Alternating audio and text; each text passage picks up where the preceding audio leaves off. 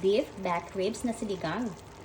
Ganyan po ako magluto na sinigang. Ginigisa ko po muna ang meat sa garlic, onion, and tomatoes. At pinapalambot ko po bago ko po lagyan siya ng sabaw at ang ating pangkaasim na lemon.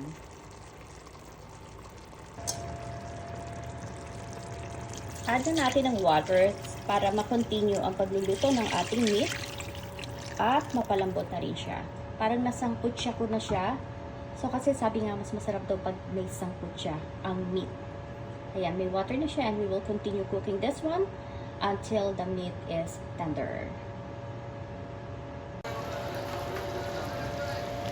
Ilagay na natin ang ating pampaasim na lemon.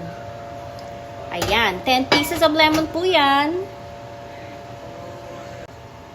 At habang kumukulo, ilagay na rin natin ang ating taro or ang gabi. Kasi matagal po yan lumambot ang ating gabi. Kaya ilalagay na po natin isa-isa ang mga gabi. Lagyan na rin natin ng fish sauce. Naglalagay po ba kayo ng fish sauce? Pampalasa din po yan. Isama na rin natin ang ating radish. Isama na rin natin ang ating okra.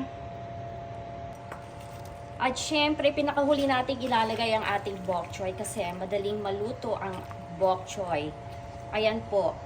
Most of the time po, pagka nilagay ko na po yung bok choy, ino-off ko na po ang ating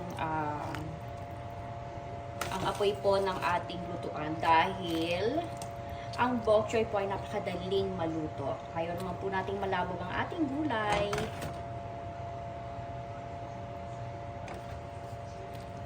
Luto na po ang ating sinigang na ginamitan po ng lemon.